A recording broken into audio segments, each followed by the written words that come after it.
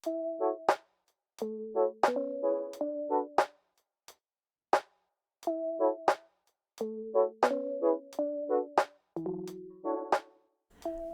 welcome back to episode 2. Thank you for tuning in again.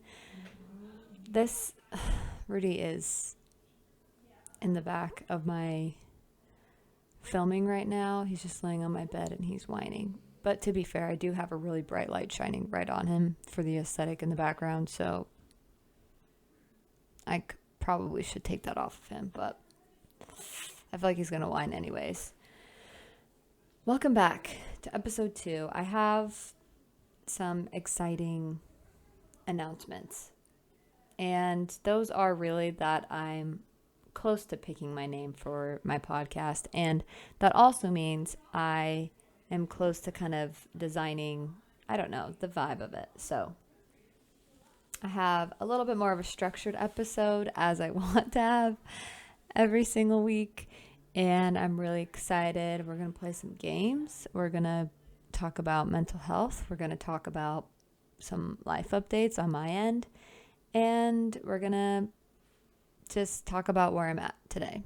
So, as well as another segment that is more of an advicey segment, but I don't want to be too advicey because I don't know. I have imposter syndrome with that. Like, people have told me that I give good advice, but even me saying that makes me feel like I don't give good advice. So I don't really want to give advice, but just take it with a grain of salt, really. And I'm not a professional. I am not a life coach. I think life coaches a lot of the times are stupid. But you know, as long as they're encouraging you to do whatever you want to do, not what they think you should be doing, then they're probably good at what they do.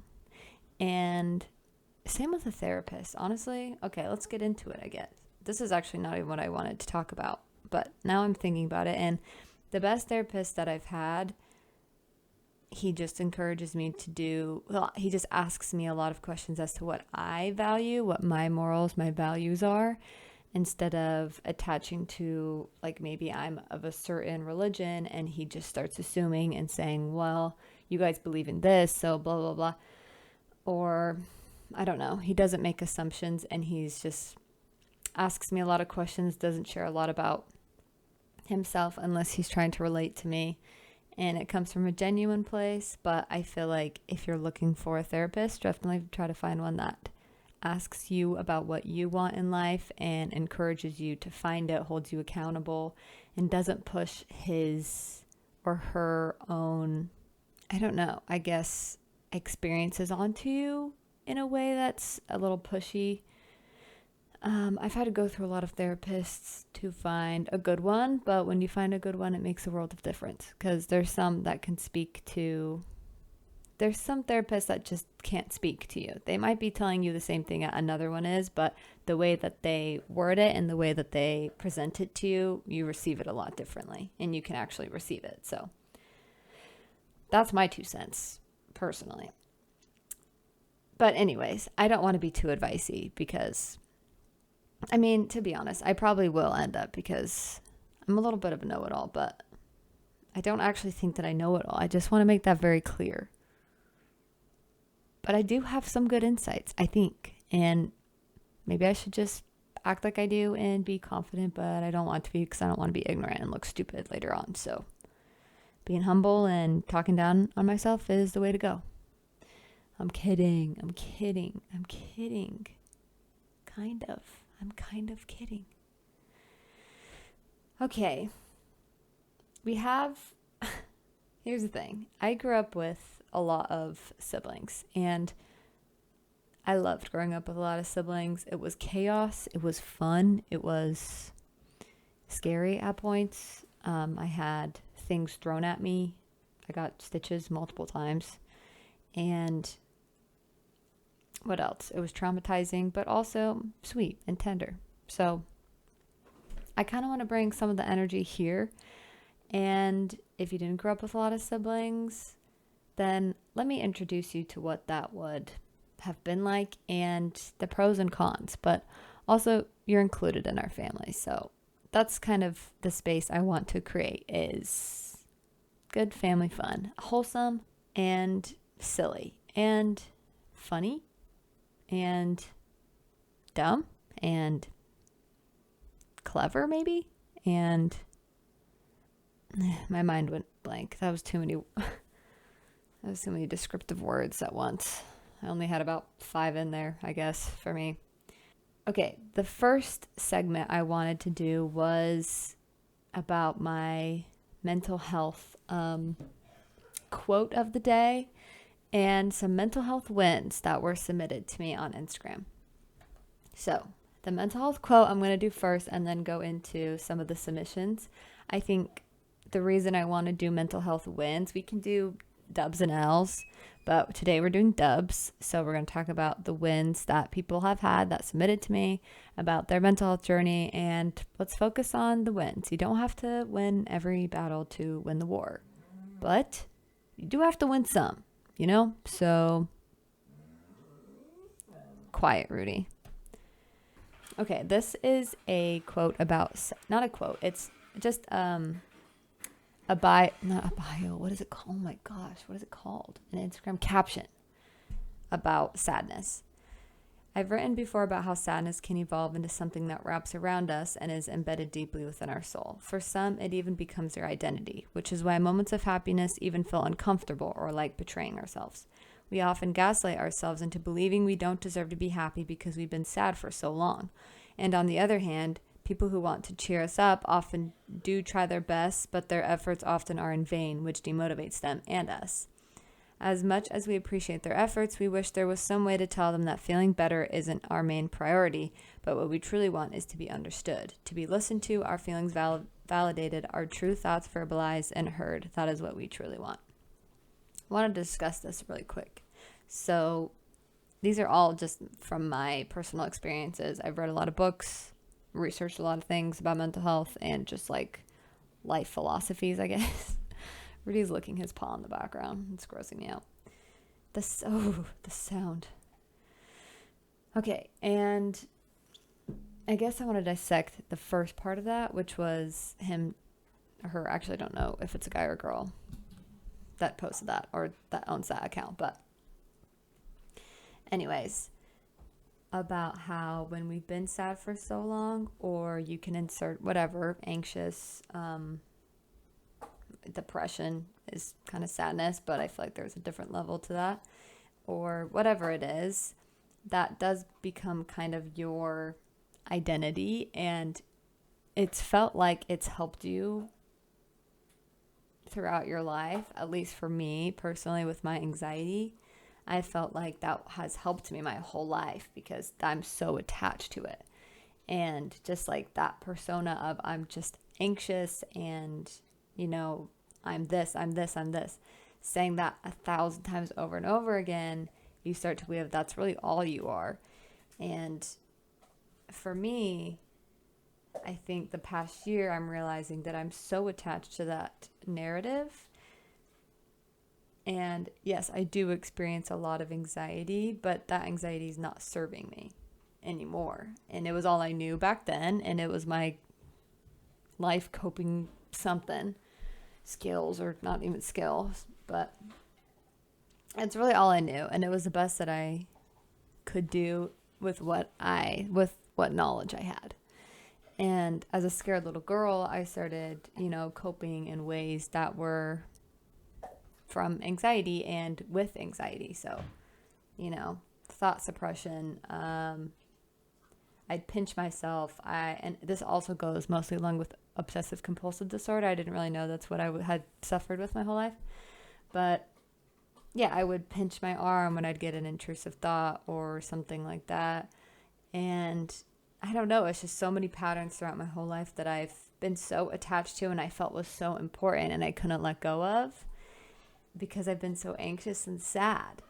And so when I'd have moments of happiness, I almost would gaslight myself. And I don't know if that's a correct term, but I would basically act like I'm not happy because it's a betrayal of everything I've been through. And for some reason, the narrative that was in my head, that my brain was telling me and that I believed.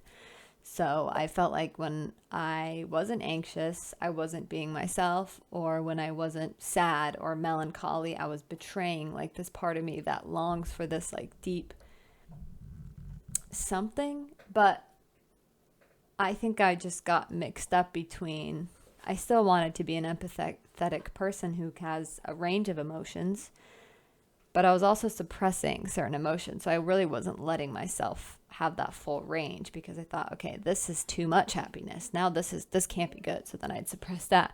But then I'd get too anxious. I'm like, okay, no, this is too anxious. Like I'm getting too, the feeling, it's too sensational. So I gotta like suppress it, you know?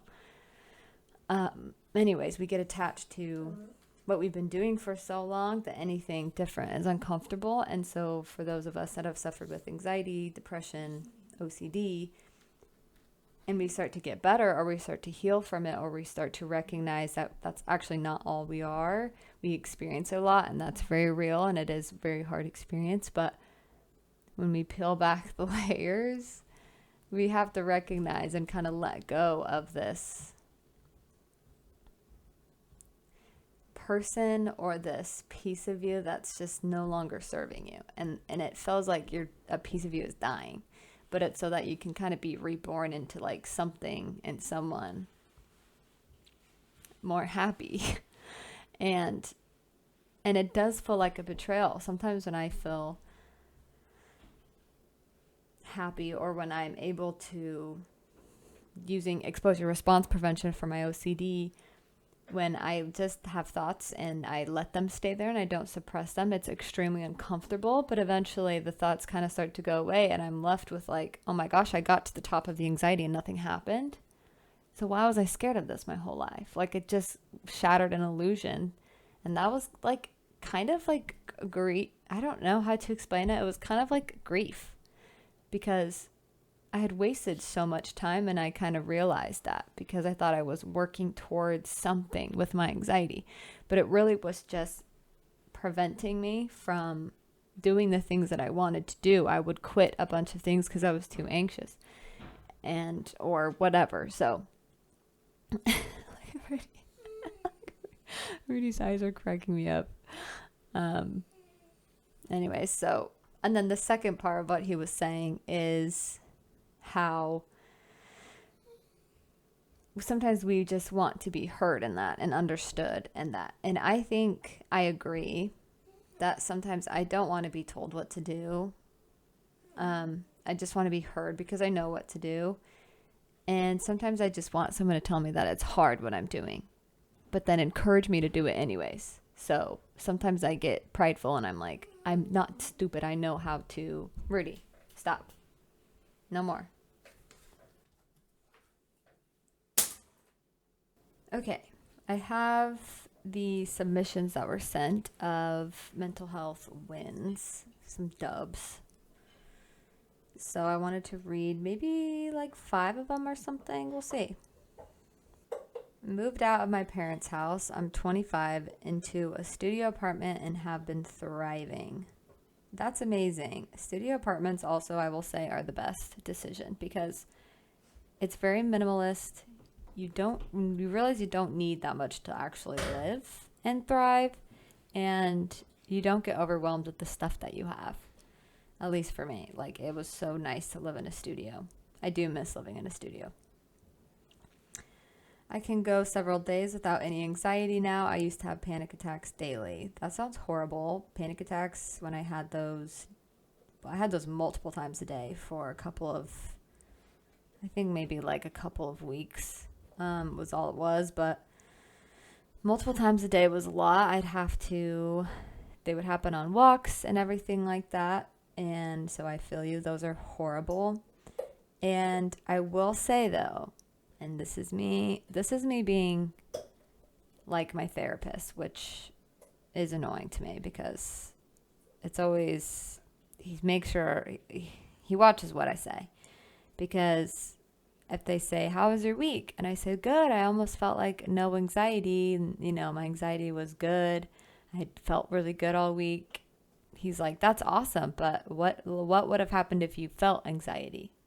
Because the point is not like to feel no anxiety and that's when you're fine. It's to feel it. And if it goes away, that's even better. But if you have it, that's when you need to be working on, what if I have this for the rest of my life? Or what if it comes back later? I need to know how to deal with it and how to coexist with it, basically.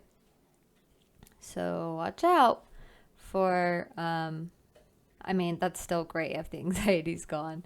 That's just me being nitpicky, because when I have that attitude of like, oh, my anxiety's gone, like I have felt so good for 2 days, that's when it comes back tenfold, and I'm like, well, what did I do wrong? I was feeling so good, and the feeling part is kind of where you get stuck.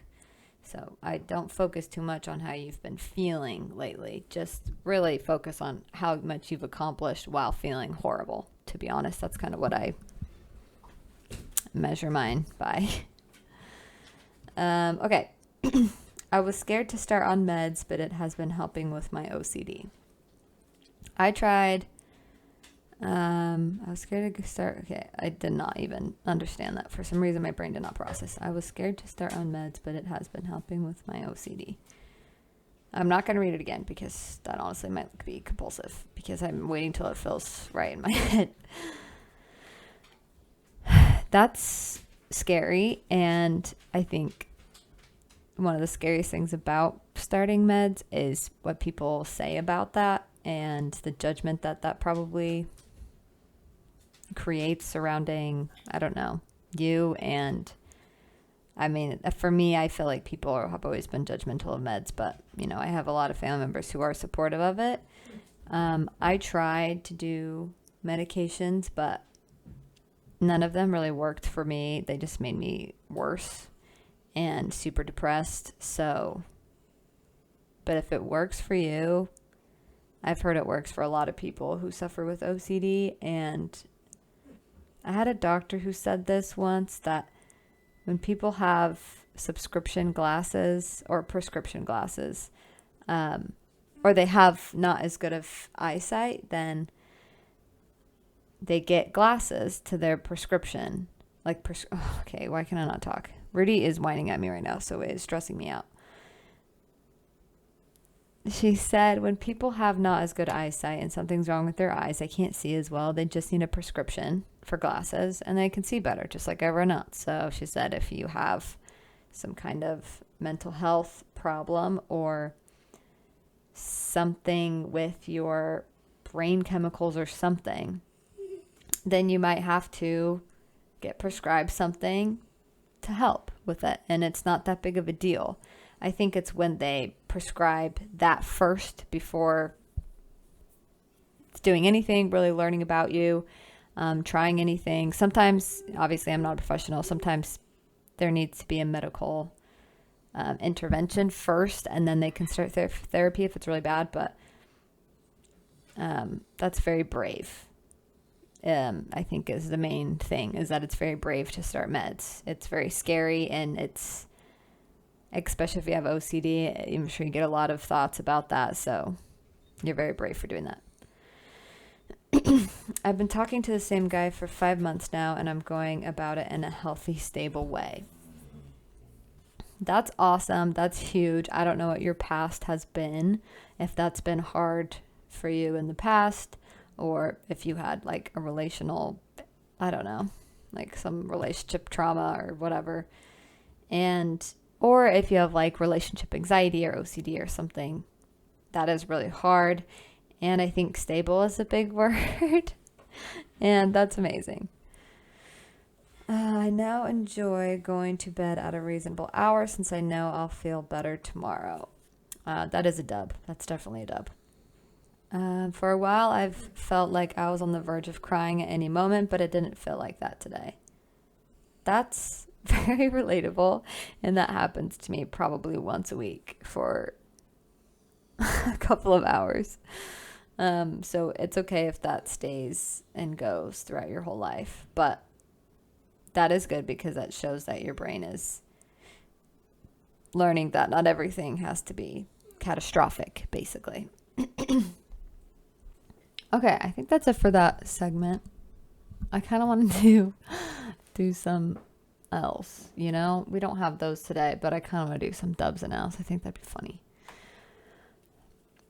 Next thing that I wanted to do is, and bear with me, is some tongue twisters. I want to make things fun, and I like very wholesome games that are just fun for everyone. Not gonna lie, I feel super anxious right now.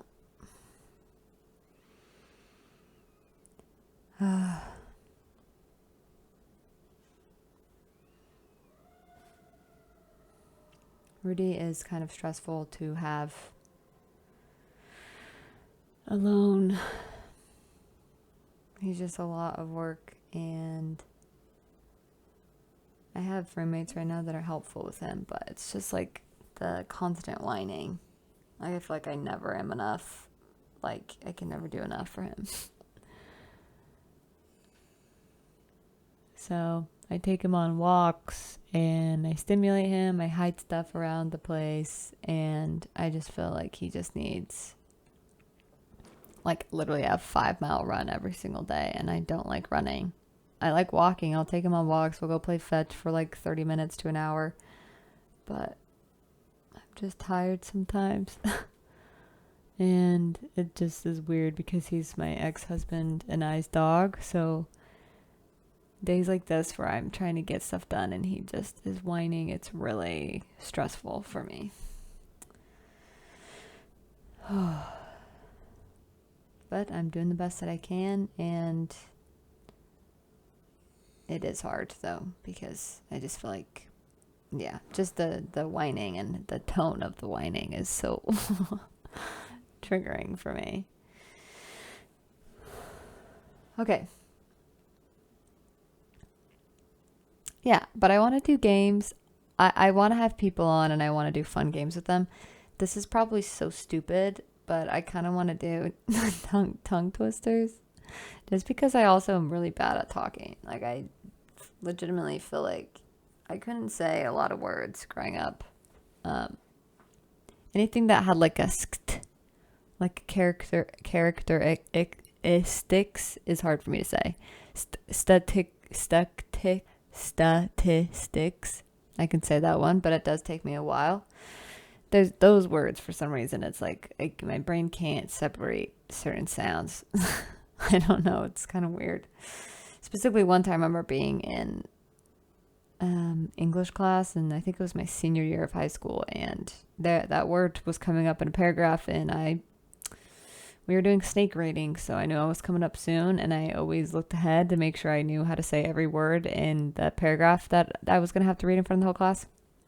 And I did that, and characteristics was in the, yep, that word was in the paragraph, and I literally couldn't say it. And my teacher then gave me like a 5-minute to 10-minute lesson on how to say it, and she was like, hey, say character. And I was like, I can say character easy. Now say istics, and I said istics. It's like I have to push my tongue all the way back or something weird. And now she said, just say it together now. Characteristics. Okay. So I thought tongue twisters would be fun. I have a billion different games, and I'm excited to do them with people that come on. How much wood would a woodchuck chuck if a woodchuck could chuck wood? He would as much as he could, and chuck as much wood as a woodchuck would if a woodchuck could chuck wood. Okay, that was actually a lot. I didn't know that there was a freaking second verse to that thing. Betty bought some butter, but she said the butter's bitter. If I put in my batter, it will make my batter bitter, but a bit of better butter will make my batter better. So 'twas better bought Betty. Okay, so 'twas Betty. Oh my gosh, I give up. This is stupid. This is a bad idea. Just making myself look like an idiot. So 'twas better Betty bought a bit of better butter. That was actually kind of good. Okay, that was actually kind of fun. Betty bought some butter, but she said the butter's bitter. If I put it in my batter, I'll make my batter dang it, my batter bitter. That one's actually crazy to say. That's very satisfying when you say it, though. Okay, then there's like dumb ones, like she sells seashells by the seashore. That one's easy. There was one that I would do in choir class when I was in like 7th grade. What was it? Rubber baby buggy bumpers bounce. No. Red leather, yellow leather. So you said that like 10 times in a row, and then you start to just combine everything. Red leather, yellow leather, red leather, yellow leather, red leather, yellow leather. Red leather, leather, leather. Red leather, yellow leather, red leather, yellow leather, red leather, yellow leather, red leather. Wow, that's actually good. You guys try it. See how freaking you do. How can a clam cram a clean cream can? That doesn't even make sense. You have to make it make sense. I scream, you scream, we all scream. Okay, that's literally not even a freaking tongue twister. I saw Susie sitting in a shoe shine shop. I saw Susie sitting in a shoe shine shop. That's not hard. They're all shushes. Shushes. Shh. They're all shushes. Susie works. Oh wait. Okay, wait. Susie works in a shoe shine shop where she shines, she sits, and where she sits, she shines. Okay, that's actually kind of hard. Okay, this one actually is not hard. Fuzzy Wuzzy was a bear. Fuzzy Wuzzy had no hair. Fuzzy Wuzzy wasn't Fuzzy Wuzzy. That's not a hard one. That is not hard. Can you can a can as a canner can a can? Okay, that is literally the stupidest thing I've ever read in my life. Can you can a can as a canner can a can? I'm not kidding. That's what it says. That's actually what it says. That whole sentence doesn't make sense. It has to make sense, people. Okay, can you can a can as a canner can a can? Okay, I don't know what a canner is and if that's a career, but I've got a date at 7:45. I'll see you at the gate, so don't be late. That's stupid. That's just giving like a riddle. You know New York, you need New York, you know you need unique New York. Okay, wait. You know New York, you need New York, you know you need unique New York. I saw a kitten eating chicken in the kitchen. Okay, that one's actually kind of fun. This is actually kind of making me happy. I don't know why. If a dog chews shoes, whose shoes does he choose? Okay. Wow, I'm actually good at this. I thought of thanking you. I wish to wash my Irish wristwatch. Near an ear, a near ear, a nearly eerie ear. These are stupid. I think I got to the dumb ones. Willie's really weary. A big black bear sat on a big black rug. Oh my gosh, there's 50. I'm not doing that many. That's way too many. Plus my battery's probably going to die soon. Good blood. Oh, wait. Okay. No, that's it. That's all I'm doing for today. That was actually kind of fun. I just went to tongue twisters and I looked up. It's engvid.com. English video, I'm guessing, is what that's supposed to be. But I just wanted to play a game, and that's the first one I thought of, and I found it really easily. That was actually kind of fun. I don't know how horrible that is to listen to, so maybe it's horrible. If it's horrible, I won't do it again. But I actually thought it was fun. So you know what? If you thought it was horrible, suck it. My last segment for today is where I'm at today. So that's life updates, it's mental health updates, everything like that. I already kind of talked a little bit about it, but at the beginning about my mental health, but currently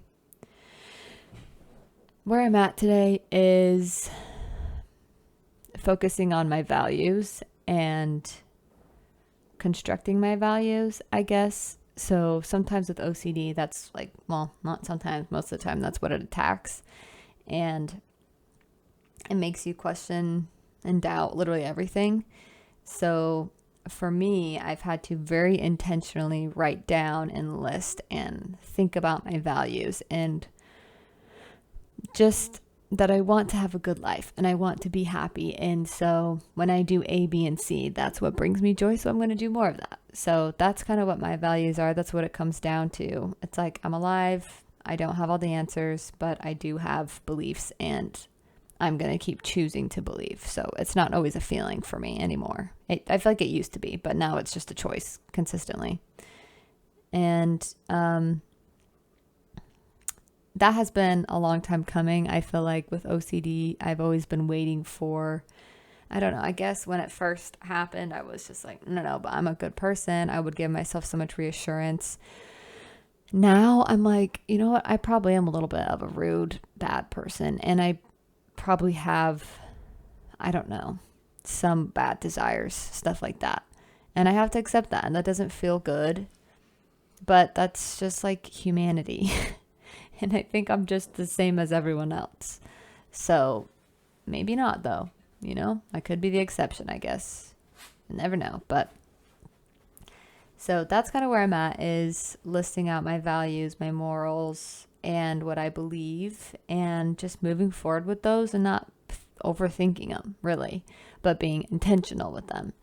And I don't want to be blindly following whatever, I want to really put things into practice and test it out and see what works for me.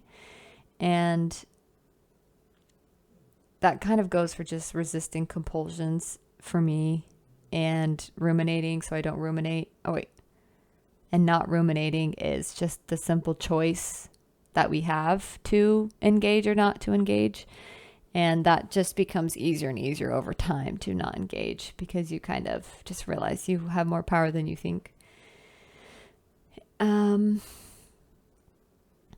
I've had a lot of crazy things happen this week, but I think the main thing is that, oh great, now I can't remember anything that's happened all week. Today I just watched Case, my nephew, for a while. He's a little bit over a year. I think he's like 13 months old or something now, almost 13 months. And he's at the cutest age. He now gives me cuddles and kisses when I get there. And he has this shy look it's like a twiddling his thumbs look. It's so freaking cute. And I'm obsessed with him. And I miss my other niece that's doesn't live here, so I never see her as much, but I'm obsessed with, I love being an aunt. It's so fun. I get the positives of being an aunt, but not have to worry about poopy diapers and not sleeping. I sleep fine, and I just get to see them when they're usually in good moods. So being an aunt is great. I have started to, I finished a painting that I made for my boyfriend Kian, and it was so cute. It was like an anime painting. It was kind of like street art anime-esque, and it was just him climbing with like a goofy, silly smile, and it was so cute. And I made him ripped. And I mean, he's definitely ripped in real life, but I did exaggerate a little bit on the painting. Sorry. Which was really fun to finish something for once in my life. I feel like I always quit stuff. We'll get to that in another episode, but that was the first painting I've ever finished that I was actually like, it was big. It was really big. And it was actually, I was really proud of it. And I'm proud to like have him hang it up somewhere and people see it. So that feels really good. The other day we had an incident with the dogs, and I think they saw a squirrel or something, and they jumped up on this counter outside that we have, and this little mini grill fell on my roommate's dog's tail, and she ran inside. I didn't know that something had happened. I just heard a crash. I went outside. They were both barking, but they both were fine. Their tails were wagging. They were acting normal. But they ran inside, and then she had blood on her tail because it nicked her tail, and so there was like blood flicking everywhere in the house. And so for like 2 hours, I had to clean up the blood. And we all were cleaning, but it was just triggering for my harm OCD. But it was a good exposure, to be honest.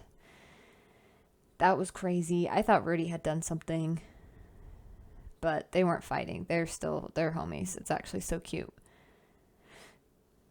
Another update is I am thinking of rehoming my dog, just because it's just really hard for me to do things that I want to do. And I'm not like I haven't always been like a huge dog person. That's never been a dream to get a dog. But when I was married and it just seemed like the move because we didn't want kids at the time. We just wanted a dog and something to take care of, and work and take care of him together. But now that he just kind of dumped them on me, I'm like, okay, well, like I still have things that I want to do and get done, and I want to have a life, and I don't have a lot of money. So if you have money, it's easier to take care of a dog when you're single. But yeah, we'll see. It sucks, and I seem okay with it, but it's been like months of considering and crying and trying to emotionally let go of him a little bit because I think it's not helping with my healing from my divorce and stuff. Because it's just a constant reminder of my life and what it used to be. And even though I love my life now and I wouldn't change it, I'm so grateful for everything that has happened. Now, looking back, it's still hard. It just brings up more negative feelings than positive. And I've tried to work on, forcing different feelings when I look at him and detaching and compartmentalizing, but it's just not how my brain works. So, and maybe I could rewire it, and I'm sure there's a way, but it's not really worth it to me. So it's not a dream of mine to have, a BFF dog. But I love him. And so it's just, yeah, we can talk about that in another episode too. It's just been wild. But I literally feel like there was something else that happened. I can't remember what it was. It's just been a wild week. It's crazy that it's only been a week since I posted my last one. But I'm excited because I have ideas for the podcast and I have aspirations, and I'm hoping that this can get big enough to where it can become like my job full time. And yeah, I'm grateful for those of you that watched my last one and that are watching this one. And if you guys have anything that you'd want me to talk about or segments that you'd want to see or anything like that, or people you'd want to have on, I'm sure one of them is my sister, which she'll be on, trust me. Yeah, let me know. And I've been feeling depressed in my heart, and in my stomach. It just feels sometimes dead inside and sad, but I've been getting things done anyways, and I've been trying to focus on leaning into uncomfortable feelings and sensations, and that has been scary, and it feels like I'm literally jumping off of a cliff, but it has been helpful, I think, in the long run. But I'm doing okay, and I'm feeling hopeful that I can just keep choosing to do things that serve me and just keep figuring it out little by little, one day at a time, and catastrophizing less. We do go over that in therapy. My therapist did call me out. He basically went over all of these cognitive distortions, and he was like, do you do any of these? And then I think he already knew the answer, but he wanted me to answer it. And I said, I do all of those, sir. I do every single last one of them. And that's not a flex, but I can make jokes about my own mental health because it's mine. Anyways, I do all of them, I realized, and that's not okay for myself, for the people I love, for anyone, and I am doing my best to change, and it is hard, but it is possible, and I'm finding out that I am a lot more capable than I think of kind of choosing my own destiny, which sounds cheesy, but yeah. Thank you for listening, and I kind of want to sign off by saying something cute, so I think I'm choosing, and that's where I'm at today. Goodbye. I don't know if I like it. I'll figure it out.